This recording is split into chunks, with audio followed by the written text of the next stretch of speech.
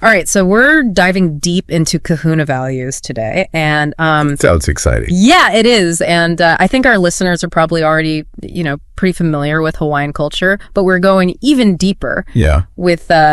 With this book, The Need for Hawaii. Yes. A Guide to Hawaiian Cultural and Kahuna Values by Patrick Kaanoi. It's a fantastic book. Yeah, and he's a native Hawaiian and founder of the Hanawana Society, so we're getting, an insider's perspective. Absolutely. And, one of the things that really struck me about this book is that Kaanoi doesn't just define terms. He really tackles this, clash between Hawaiian and Western thought. Right. Head on. It's like he's saying, let's face it, early Christian missionaries got a lot wrong when they landed in 1820. Yeah. I mean, they definitely saw Hawaiian culture through their own lens. Absolutely. And missed the deeper meaning. But here's where it gets interesting. Okay. Those same missionaries actually helped preserve the culture. Oh, how? In a way they never intended. I'm intrigued. So, by committing the spoken Hawaiian language to writing, right, they unintentionally created a record that would later help fuel a cultural resurgence. It's like this ironic twist of history that paved the way for people like Kaanoi to reclaim their heritage. Absolutely. And that reclaiming starts with understanding Kahuna values, which are so deeply rooted in a subjective approach. It's about prioritizing human connection and understanding our place within nature. It is, and Kaanoi uses this really great analogy of drawing a circle. Oh, I like this one. Yeah, so someone with a subjective worldview, they draw a big circle, they're bringing others in. But someone with an objective view might draw a tiny circle focusing only on themselves and what they can control. Right. It's a powerful way to kind of visualize how these different perspectives shape our interactions with the world. It makes me think about how individualism is so deeply ingrained in Western society. Yeah. We're taught to focus on our own achievements and our own success, but Kahuna values emphasize a very different kind of connection. Right. The concept of Ohana. It's way more than just like family the way we think of it. Exactly. Yeah. Ohana is this really intricate web that connects us not just to our immediate family, but to ancestors and this wider community. Right. It acknowledges this, flow of knowledge and responsibility across generations. You have the makua, the parents guiding the way. Okay. And the kupuna, the grandparents sharing their wisdom. And then there's the aumakua. Ah, yes, the aumakua, the spirit ancestors. Yeah. It's this beautiful idea that our loved ones continue to guide and protect us even after they're gone. That's so cool. And then there's also the akua. Okay. Which are the more distant spirit ancestors. Oh, okay. So it's like linking us to the very roots of our lineage. It's like their family tree is a living, breathing thing. It is. That extends, far beyond the living. Absolutely. And speaking of keeping things alive, and they have this practice called Ho'oponopono to restore balance within the family. Ho'oponopono is about taking collective responsibility for maintaining harmony. Oh. It's not about placing blame, but finding a path to forgiveness and understanding through open communication. That's so different. It's a pretty radical concept when you think about how conflict is handled in Western cultures. Right. We tend to focus on, identifying the guilty party, but Ho'oponopono says, let's figure out how to move forward together. Exactly. I'm imagining how different our justice system would look. Oh, yeah. If it embraced this approach. It's a really powerful idea. Right. And it speaks to this deeper understanding of how interconnected we truly are. Our actions ripple outward, impacting those around us. Yeah. So healing and reconciliation become a shared responsibility. And all of this ties back to aloha, which is often oversimplified as just love. Yes. But there's so much more to it.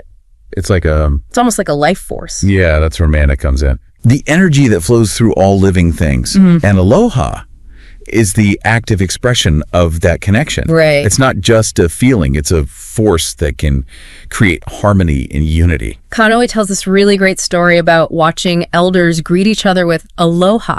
Oh, yeah. And it wasn't just a word. Right. It was in their breath, their touch, their eye contact. They were embodying it. They were sharing their mana with each other. And it makes you think about how often we toss around the word love without truly embodying it. Right. It's just a word. Right. Imagine if we brought that level of intention and awareness to all our interactions. Oh my gosh. It can be transformative. Right. And speaking of bringing intention to our actions, Yeah. let's talk about the Hawaiian work ethic, pahana. Okay. It's definitely not about clocking in and out for a paycheck. No, this is where we see a major departure from the Western work-to-live mentality. Right. In Hawaiian culture, work is seen as an extension of who you are and how you contribute to your ohana and community.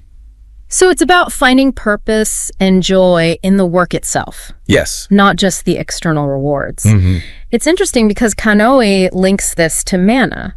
Okay. He's saying that your personal mana increases when you work with love and dedication.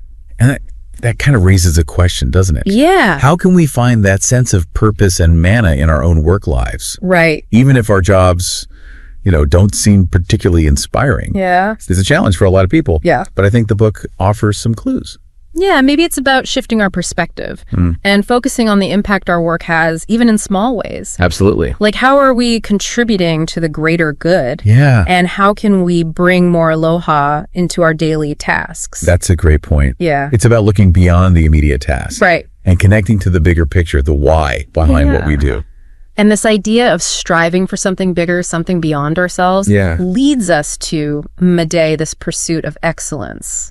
Maikai is so fascinating because it's not about achieving perfection. Right. Or outdoing others. It's not a competition. No, it's about cultivating your personal mana power to live a fulfilling life. It's a journey of self-discovery and growth. And you mentioned that this concept is linked to a specific hand gesture. Yeah, but it's not the shaka sign, as many people think. No. That's more of a modern interpretation. Oh, okay. The traditional hand gesture for Maikai is sadly lost to history. Wow. It's interesting how cultures evolve and adapt while still holding on to those core values. It really is. Okay, so we've unpacked some of these key concepts. Ohana, aloha, pahana, and Maikai. It's a lot to take in. I know, right? We're starting to see how interconnected they are. Yes. And how they really challenge Western ways of thinking. Absolutely. And we've only just scratched the surface. I know, there's so much more. There's so much more to uncover in Kaanoi's exploration of Kahuna values. So what are your thoughts on the Hawaiian concept of God? Ooh, that's a big one. It's quite different from the Western view. It is very different. You see, the Hawaiian word for God, akua, has a much broader meaning than the Western concept of a singular all-powerful deity. Okay, I'm ready to dive in. All right, let's do it. In Hawaiian thought, akua can refer to those distant spirit ancestors like we were talking about. But it also encompasses this divine essence that kind of flows through all of nature. Okay. It's more of a pantheistic perspective, I guess you could say, Yeah. where the divine is kind of woven into the fabric of the world. Which makes total sense considering their deep connection to nature. Yeah. But there's another big difference here. Okay. Remember how we talked about Ho'oponopono? Yeah. And how it emphasizes understanding and forgiveness? Well, that extends to their concept of good and evil, too. It's a real departure from the Western idea of like a devil or eternal damnation. Right. Instead of attributing, negative actions to some inherently evil force. Yeah. Kahunaism sees negativity stemming from a lack of understanding or a disconnect from one's true nature. So it's not about being inherently good or bad, Right. but about recognizing our potential for both. Exactly. And striving to cultivate the positive. Yeah, it's like everyone's kind of on this journey of growth, Right. and those who stumble just need a little more guidance and support. And that's where the Ohana and community really come into play. Exactly. They act as a support system, helping individuals develop their moral compass and make choices that align with aloha and Maikai. Right. It's like a built-in safety net that encourages personal growth and accountability. It really makes you question the role of religion in society. Yeah. Doesn't it? Can it be a source of inspiration and guidance without relying on fear and punishment? That's a good question. This idea of fostering positive growth through community support is pretty compelling. It's a fascinating perspective, and it ties into something else that really surprised me in the book. What's that? Kaanoi's discussion of science. You wouldn't typically expect to find that in a book about, religious philosophy. Yeah, that's unexpected. What's his take? Well, he proposes this really intriguing concept called subjective science. Okay.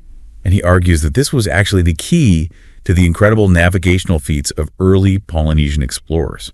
You mean how they've sailed across vast distances using only the stars and their knowledge of the ocean currents? Exactly. Kaanoi believes they achieved this because they had this deep, almost intuitive understanding Wow. of their interconnectedness with nature. It wasn't just about observing nature objectively. Right. It was about experiencing it as an extension of themselves. Yeah, almost like they were in conversation with the wind and the waves. That's amazing. Yeah. But isn't the idea of a subjective science a bit of a contradiction? Well, I mean, isn't science all about objectivity and Right. removing personal bias? that's the prevailing Western view, for sure. Right. But Kaanoi suggests that by embracing both subjective and objective approaches, Okay. we might actually unlock new frontiers of understanding.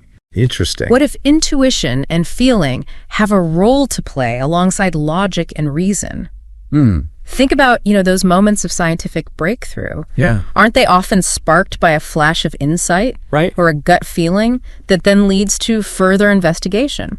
That's a really good point. It makes me wonder if our modern emphasis on objectivity has actually limited our potential in some ways. It's possible. Perhaps there's a middle ground Yeah. where we can integrate both approaches to gain a more holistic view of the world. It's a provocative idea, and it circles back to this core concept of Maikai. Okay. Remember how we talked about cultivating personal mana power to live a fulfilling life? Yeah, and how it's not just about external achievements, Right. but about aligning your actions with your values and striving to be your best self. Exactly.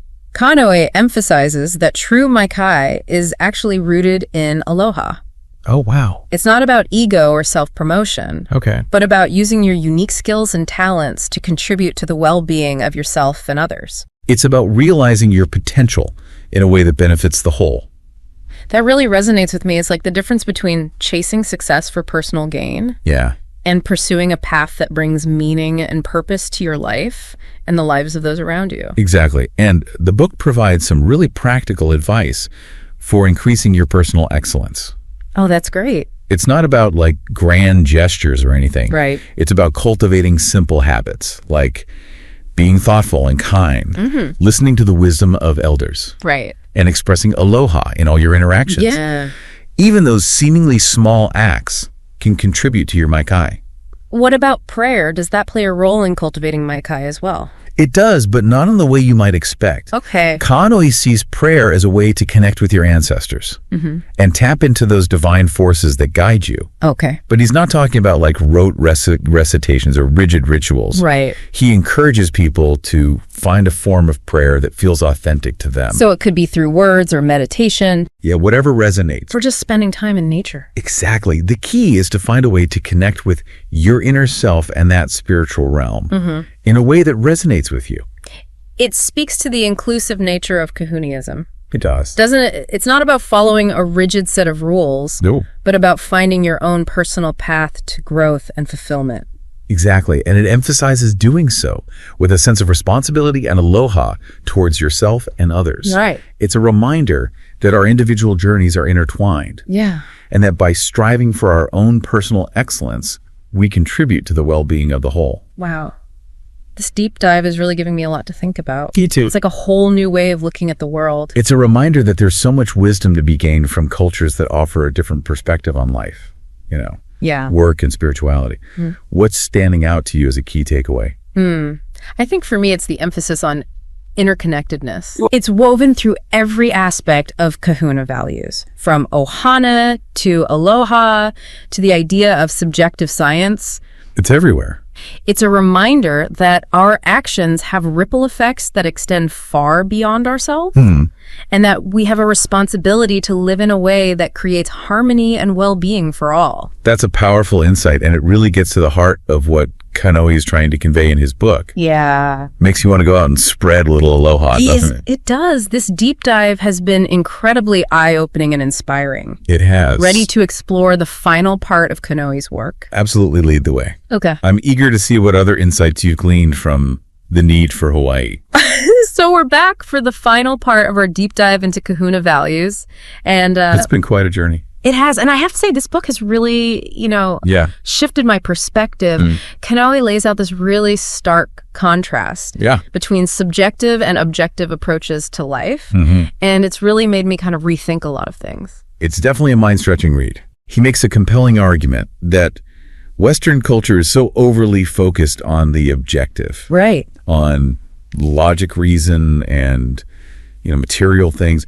We've become so disconnected from our emotions our communities, and the natural world. And on the flip side, he's showing how Hawaiian culture really embraces the subjective. Absolutely. Relationships, intuition, a sense of interconnectedness with all things. It's a completely different way of seeing the world. And what's so fascinating is that Kaanoi links this imbalance to a lot of the problems that we face today. Oh, absolutely.